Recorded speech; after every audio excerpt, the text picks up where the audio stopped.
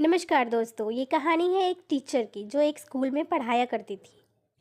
एक दिन वो अपने स्कूल में पढ़ाने गई और उन्होंने अपने क्लास के बच्चों को एक टॉपिक दिया कि उन्हें इस टॉपिक पे कुछ लाइनें लिखनी है। वो टॉपिक था कि हमारी विश, कि हमारी क्या इच्छा है, वो उसमें लिखना था सब बच्चों को।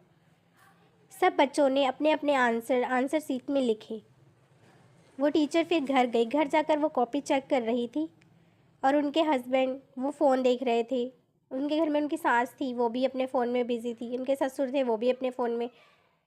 सब लोग अपना अपना फ़ोन देख रहे थे। किसी को किसी से कुछ लेना देना नहीं, सब अपने अपने कामों में व्यस्त थे। अब वो अपनी कॉपी चेक कर रही थी। चेक करते करते करते एक कॉपी को चेक करते हुए बहुत इमोशनल हो गई।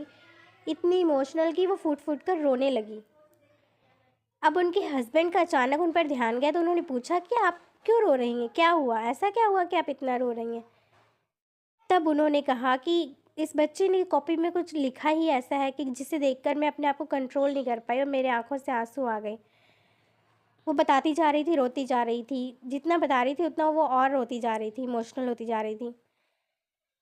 तब उनके हस्बैंड ने पूछा कि ऐसा बच्चे ने लिखा क्या है, क्या टॉपिक दिया था आपने, ज़्यादा मुश्किल टॉपिक दे दिया था। तब उन्होंने कहा नहीं, टॉपिक तो बहुत आसान था, मेरी विश, अपनी इच्छा के बारे में लिखना था। तो उन्होंने कहा क्या लिखा क्या है बच्चे ने। तो उन्होंने कहा बच्चे ने लिखा है।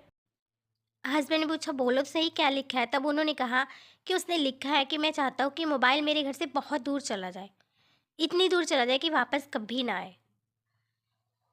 अगर आए, मोबाइल नहीं जा सकता किसी रीज़न से, तो फिर आप मुझे मोबाइल बना दीजिए। मुझे कोई ऐसा जादू दे दीजिए कि जिससे मैं मोबाइल बन जाऊँ और सबका प्यारा बन जाऊँ। जैसे दादी फ़ोन से बहुत प्यार करती हैं, वैसे अगर मैं मोबाइल बन जाऊँगा, दादी मुझसे प्यार करेंगी। दादू मेरे साथ खेलेंगे फ़ोन समझ के। अगर मैं फ़ोन बन जाऊँगा तो दादू मुझे टाइम देंगे, मम्मी मुझे टाइम देंगी, पापा मुझे टाइम देंगे। सब मुझसे बहुत प्यार करेंगे। इसीलिए मेरी यही ख़्वाहिश है कि मैं मोबाइल बनना चाहता हूँ ताकि मैं सबका प्यारा बन सकूँ। अभी पढ़ते-पढ़ते उनकी आँखों में और ज़्यादा आँसू आ गए। उनके हस्बैंड ने पूछा कि ये बच्चा है कौन? तब वो और छलक के रो पड़ी और बोली कि ये हमारा आयुष है, जो मेरा क्लास में स्टूडेंट और घर में मेरा बेटा है। वो ये सब लिख रहा है।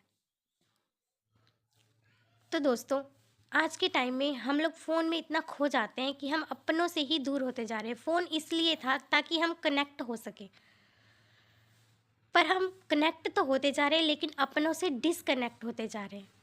तो फ़ोन को उतनी ही अहमियत दें जितनी ज़रूरी है। फ़ोन में खोकर हम अपनों से दूर जाते चले जा रहे हैं, अपने ही बच्चों को इग्नोर कर रहे हैं। तो दोस्तों, आज की ये हमारी कहानी कैसी लगी हमें कमेंट कर कर अवश्य बताएं और अगर कहानी अच्छी लगे तो हमारे चैनल को लाइक शेयर एंड सब्सक्राइब कर दें। धन्यवाद।